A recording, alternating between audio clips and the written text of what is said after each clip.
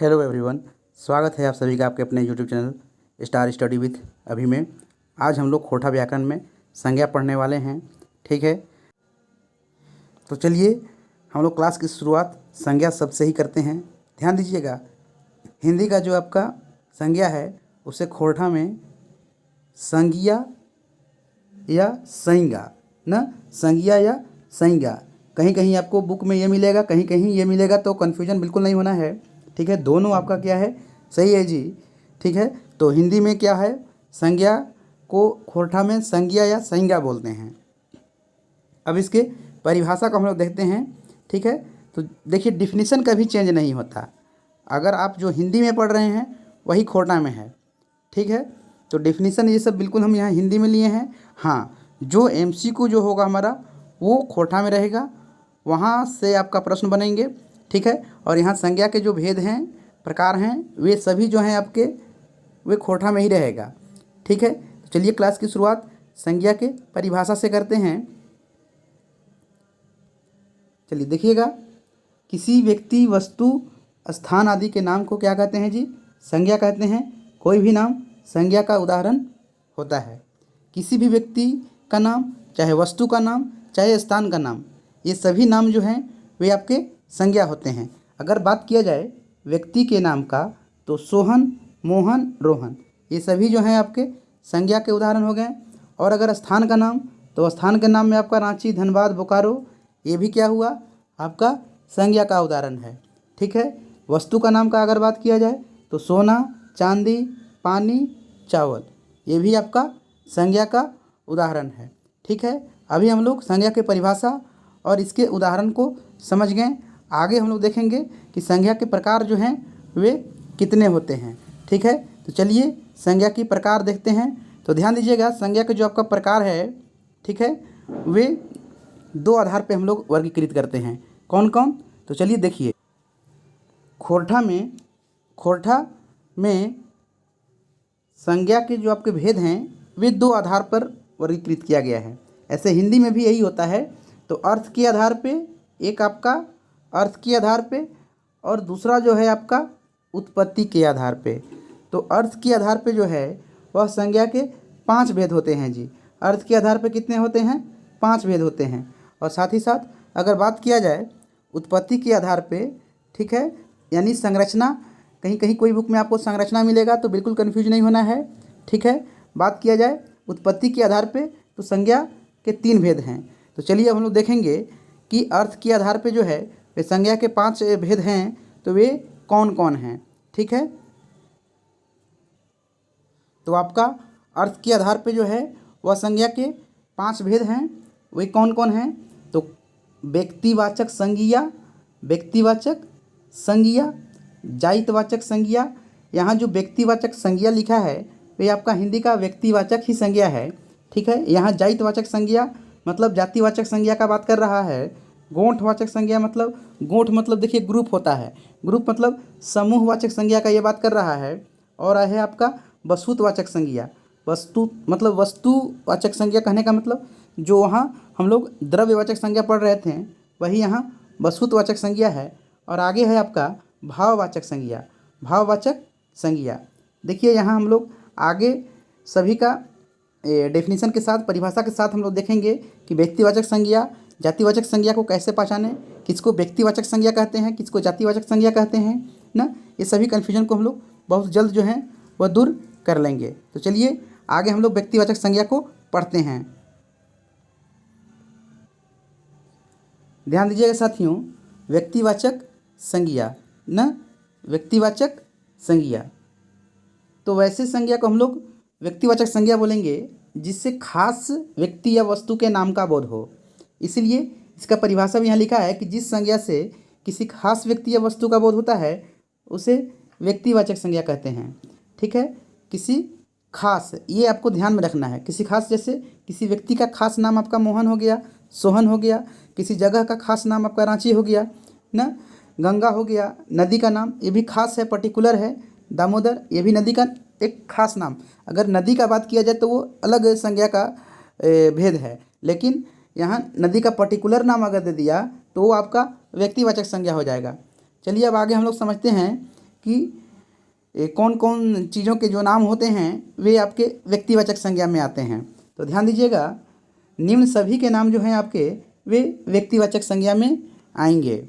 ठीक है, जैसे समुद्र के नाम, तो दुनिया में जितने भी समुद्र हैं वे सभी के जो नाम होंगे वे आपके व्यक्तिवाचक संज्ञा होंगे। क्यों? क्योंकि वे आप उसका अपना खास नाम हुआ। ठीक है, आगे है पहाड़ों के नाम। पहाड़ों के जितने भी नाम हुए वे भी आपके व्यक्तिवाचक संज्ञा हो जाएंगे। ठीक है, तो अगर पहाड़ों का अगर आपका बात किया जाए तो पहाड़ों में देखिए पहाड़ का नाम जैसे क्या क्या हुआ, तो खोरठा में आपका दनुआ, भनुआ, लुगु, जिनगा या पारसनाथ न हिमालय, ये सभी आपके पहाड़ के नाम हैं। तो ये आपका व्यक्तिवाचक संज्ञा का उदाहरण हो जाएगा।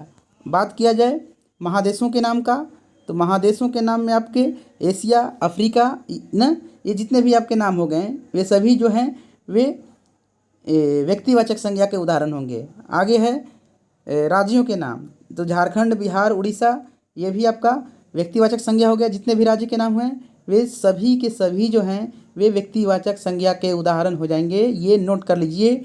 ठीक है, आगे है नगरों के नाम। नगरों के नाम जितने भी हो गए, रांची, ये सब वे सभी जो हैं आपके व्यक्तिवाचक संज्ञा हो गए। सड़कों, दुकानों, प्रकाशनों के नाम ये भी आपके व्यक्तिवाचक संज्ञा। देशों के नाम, पुस्तकों के नाम, दिन तथा महीनों के नाम, तो ये सभी जितने भी नाम वाले हो गए वे सभी के सभी आपके व्यक्तिवाचक संज्ञा के उदाहरण हो जाएंगे। आगे हम लोग जातिवाचक संज्ञा को देखते हैं।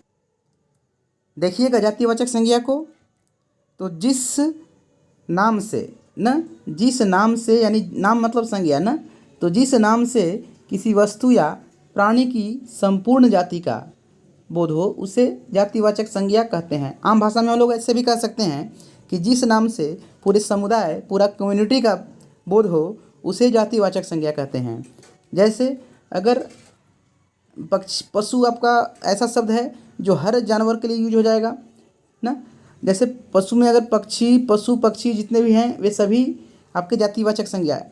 अगर लड़का शब्द अगर बात किया जाए, ठीक है, तो लड़का जो है आपका, लड़का, ध्यान दीजिएगा, ये भी आपका जातिवाचक संज्ञा ना। क्यों? क्योंकि एक लड़का से जो है पूरे लड़का को जो आपका एक शब्द हुआ ना, इससे पूरे लड़कियों की जाति का बोध हो रहा है, इसीलिए लड़का जो है आपका जातिवाचक संज्ञा हो जाएगा। आगे है आपका फलों एवं सब्जियों, फूलों, ये सभी के नाम जो हैं आपके जातिवाचक संज्ञा हो जाएंगे। पहनने ओढ़ने का जो भी सामान हो गया वे सभी का सभी आपका जातिवाचक संज्ञा हो जाएगा। ठीक है, आगे है घरेलू सजावट के जितने भी सामग्री हो गए जी वे सभी के सभी आपके जातिवाचक संज्ञा हो जाएंगे। जैसे अलमारी हो गया, कुर्सी हो गया, टेबल पंखा, ये सब हो गया, तो ये सभी के सभी जो हैं वे जातिवाचक संज्ञा में आएंगे। आगे बात किया जाए अगर सवारी का, तो सवारी में आपका जैसे रेल, मोटरसाइकिल न, रेल, आपका रेल जो है ये भी आपका क्या हो जाएगा, ये भी आपका जातिवाचक संज्ञा हो जाएगा। ठीक है, आगे देखिएगा समूहवाचक संज्ञा। ठीक है, तो जिस नाम से वस्तु अथवा व्यक्ति के समूह यानी ग्रुप का पता चले तो उसे हम लोग जो हैं समूहवाचक संज्ञा कहते हैं। जैसे वस्तुओं का समूह आपका गुच्छा हो गया ना। अगर व्यक्ति के समूह का बात किया जाए जी तो सभा, व्यक्ति क्या सभा बनाएंगे, ये सभा जो है व्यक्तियों का समूह होता है। दल भी जो है आपका व्यक्तियों का समूह होता है। गिरोह या मेला ये भी आपका क्या है जी, तो व्यक्तियों का समूह है। तो जिस नाम से जो है समूह का पता चले तो वैसा नाम जो आएगा आपका, वैसा नाम यानी वैसा संज्ञा जो हो जाएगा आपका वह समूहवाचक संज्ञा हो जाएगा। ठीक है, आगे देखिएगा, आगे जो है जो टाइप पढ़ने वाले हैं हम लोग वह है आपका द्रव्यवाचक संज्ञा। द्रव्यवाचक संज्ञा, ध्यान दीजिएगा, जिस संज्ञा से सामग्री या पदार्थ का बोध होता है उसे द्रव्यवाचक संज्ञा कहते हैं ना। जैसे सोना, चांदी, तेल, पानी, लोहा, तांबा, ये सब द्रव्यवाचक संज्ञा के उदाहरण हो जाएगा। या तो आप ऐसे ही बोल सकते हैं कि जिसे नापा या जोखा जाए, जिसे हम लोग नाप तोल कर जोख कर जो है वह खरीदते हैं, वे सभी चीज़ जो हैं आपके द्रव्यवाचक संज्ञा में आ जाएंगे। ठीक है, आगे देखिएगा, अगला है हमारा भाववाचक संज्ञा। तो जिस संज्ञा से गुण या जिस संज्ञा से गुण या भाव व्यक्त करने का पता चले उसी को हम लोग क्या कहते हैं, भाववाचक संज्ञा कहते हैं। जैसे अच्छाई जो है ये किसी का गुण है ना, चौड़ाई ये भी आपका प्रॉपर्टी गुण ही है, वीरता, बुढ़ापा, ये सभी जो हैं आपके भाव गुण को ही बता रहा है। इसीलिए ये सभी के सभी जो हैं वह भाववाचक संज्ञा कहते हैं। देखिएगा एग्ज़ाम में जो है प्रश्न जो है ना, क्वेश्चन बैंक में आपका बहुत ज़्यादा प्रश्न जो होगा वह भाववाचक संज्ञा से होगा ना। संज्ञा में भाववाचक संज्ञा से क्वेश्चन पूछता ही पूछा है, तो इस पे आपको ज़्यादा फोकस करना है। क्यों? क्योंकि भाववाचक संज्ञा से लगभग जो है क्वेश्चन पूछ ही लिए जाते हैं एग्ज़ाम में। आगे जो है हम लोग वह पढ़ने वाले हैं संज्ञा का प्रकार जो है आपका वह उत्पत्ति के आधार पर। तो ध्यान दीजिएगा साथियों, अगर बात किया जाए उत्पत्ति के आधार पर संज्ञा के प्रकार का, अगर बात किया जाए उत्पत्ति के आधार पर संज्ञा के प्रकार का, तो पहला जो है आपका आता है रूढ़ संज्ञा। पहला जो है आपका आता है रूढ़ संज्ञा। तो वैसा संज्ञा शब्द जिनको तोड़ने पर, अगर आप उनको तोड़ रहे हैं तो उनका अर्थ क्या हो जाएगा जी, निरर्थक हो जाएगा ना, उसका मीनिंग क्या हो जाएगा, वो मीनिंगलेस हो जाएगा। वैसे संज्ञा को क्या कहेंगे हम लोग, रूढ़ संज्ञा कहते हैं। जैसे अगर यहाँ गोड़ा को देखें, ठीक है, यहाँ अगर आप गोड़ा को देख रहे हैं, गोड़ा को अगर आप अलग कीजिएगा, अलग अलग सेपरेट कर रहे हैं, तो ये गो और ड़ा में ब्रेक होगा। तो गो का तो कोई मीनिंग नहीं हुआ, ये आपका मीनिंग लेस है ना, ये आपका मीनिंग लेस है। इसीलिए ऐसे जितने भी शब्द होंगे वे सभी जो हैं वो रूढ़ संज्ञा में आएंगे। आगे जो है हम लोग पढ़ने वाले हैं वह है आपका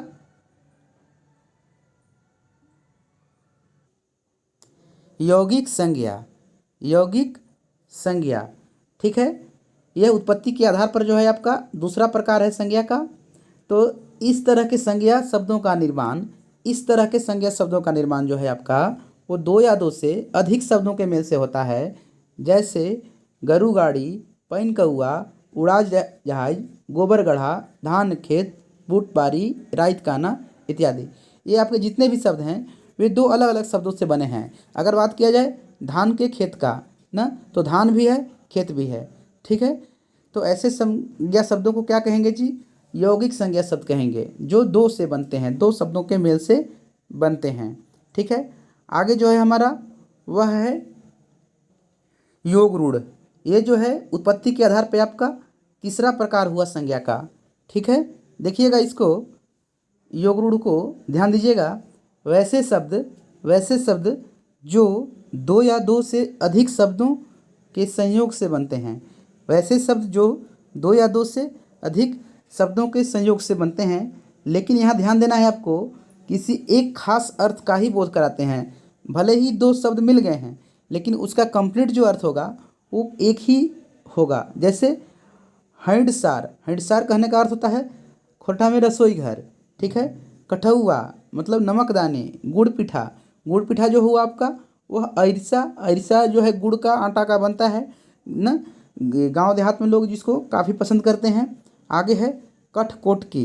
ये सभी जो हैं आपके जितने भी वर्ड्स हैं वे योग रूढ़ शब्द कहलाते हैं, ठीक है। तो यही जो है आपका संज्ञा चैप्टर से जितना भी कंसेप्ट था वे आपको हम इस वीडियो के माध्यम से जो है देने का कोशिश किए हैं।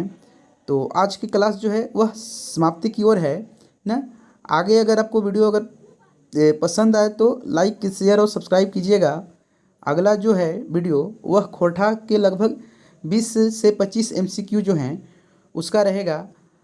तो चलिए मिलते हैं अगले वीडियो में, तब तक के लिए टेक केयर, बाय बाय।